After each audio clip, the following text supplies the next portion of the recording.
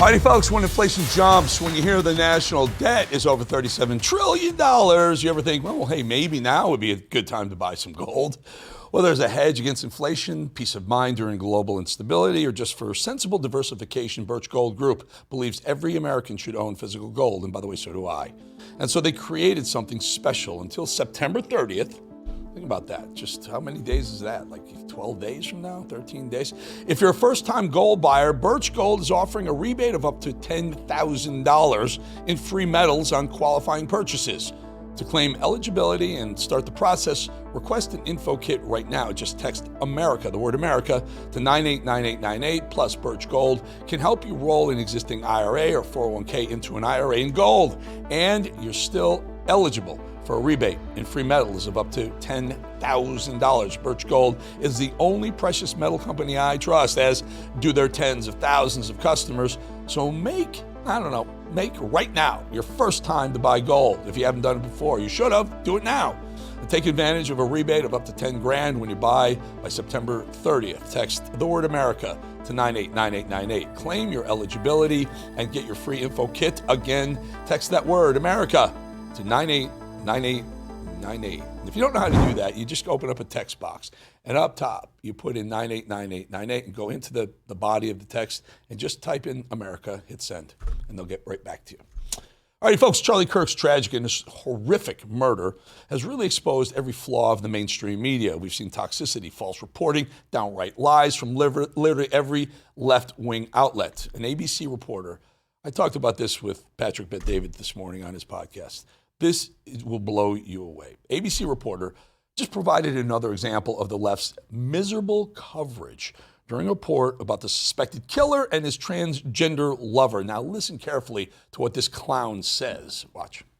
We have seen an alleged murder with such specific text messages about the alleged murder weapon, where it was hidden, how it was placed, what was on it, but also it was very touching in a way that I think many of us didn't expect. A very intimate portrait into this relationship between the suspect's roommate and the suspect himself, with him repeatedly calling his roommate, who is transitioning, calling him my love, and I want to protect you, my love.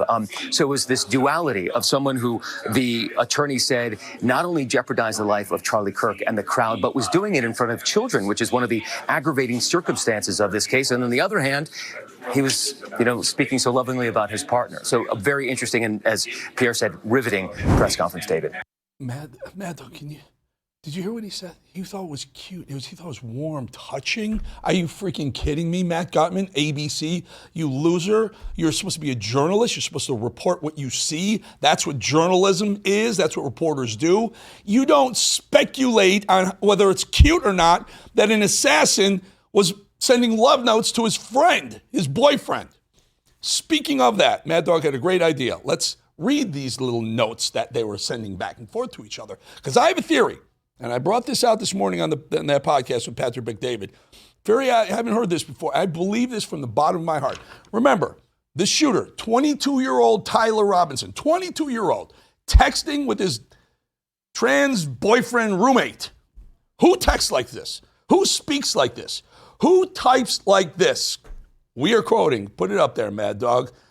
The roommate says, "What? You're joking, right?" The trans roommate. Robinson says, "I'm still okay, my love, but I'm stuck in Orem for a while longer. Yeah, it shouldn't be long until I come home, but I got to grab my rifle still. To be honest, I had hoped to keep this secret till I died of old age. I'm sorry to involve you." Who texts like this?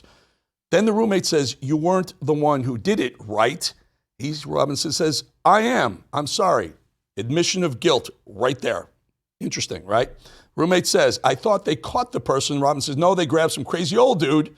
Then interrogated someone in similar clothing. I planned to grab my rifle from my drop point shortly after, but most of that side of town got locked down. It's almost quiet, almost enough to get out, but there's one vehicle still lingering." There you go. The actual steps he took to assassinate Charlie Kirk. Why? Robin says, "Why did I do it?" Roommate says, "Yeah, why?" Robin says, "I had enough of his hatred. Some hate can't be negotiated out." Boom, motive. Now you got how he did it, why he did it, motive to do it. The steps he took to assassinate Charlie Kirk. Again, who texts like this? I'll get to one more. I've had enough of this hatred. Some hate can't be negotiated out. If I'm able to grab my rifle unseen, I'll have no evidence. I'll leave no evidence going to attempt to retrieve it again. Hopefully they have moved on. More talking about the process he did. Extrapolating, expanding on what he did, the steps he took. Roommate, here's the killer. Here's why I believe this is all scripted. And not by two idiots in Utah. This is scripted by a bigger cabal. There's more people involved. Roommate says, gay or trans roommate just finds out his lover is the one who killed Charlie Kirk. It's all over the news. Lover hasn't been found yet. Shooter hasn't been found yet because they don't know yet. They don't know it's him yet. As soon as he was caught, they knew it was him. The lover doesn't know it's him yet. He says, how long have you been planning this? Question mark. Who says this? He says about a week. Motive, how he pulled it off, why he did it, the aftermath of doing it, and then this one. How long have you been planning it? About a week. Premeditation. First degree murder, slam dunk, off to the chamber. He's going to the chamber now because of this. I want to know who wrote this. I want to know who wrote these. Because whoever wrote these, follow the money, follow the trail. You'll find out who assassinated Charlie Kirk. Sure, that kid probably did pull the trigger. They got enough DNA. But I want to know who set him up to it. Because someone did. All right. Go ahead, Fox anchors. You can have that theory. I did come up with it. But just like ABC, MSNBC spent the day yesterday trying to humanize this killer. Listen to how they describe this murder as some sort of compassionate lover and friend. We do this? Go ahead. Seems like he had a roommate that loved each other, that had some sort of relationship in that way. He seemed like he was on Discord with friends. All of his high school, the reporting about his high school and people who knew him said he was not an outcast. He was pretty funny. This doesn't really quite fit into that category yet. I think there are so many unanswered questions. What is with the left? When they tell you who they are, believe them. When they tell you who they are, believe them. They're telling you they're compassionate for Luigi Mangione, who shot a guy allegedly in the middle of his back walking down Manhattan Street. They're compassionate for a guy who assassinated Charlie Kirk, one of the most influential conservatives in the history of politics. But they're compassionate. They thought it was cute, heartwarming, because he allegedly texted his lover. I'm calling BS on this, by the way. BS. I don't even know how people can listen to some of these sob stories from the left on CNN. Montel Williams, remember him, said Charlie's killer was looking out for his friend. Listen. But hear it? I think he also, I don't believe he was motivated politically. I think this was motivated emotionally. I think this was a emotionally stunted person who literally, when I say it this way, just hear me, tried to defend his significant other, not trying to defend some ideology. You're a clown. You're an ass. You're a clown, Montel. You're a loser. You're a moron. He's an assassin. He murdered someone in cold blood in front of thousands of young people who have seen something they should never, ever have to witness. Don't be an idiot. I don't care how much he loves his boyfriend. No one does. CNN still booking guests who don't believe there should be any punishment for the idiots who celebrated Charlie's death. Listen.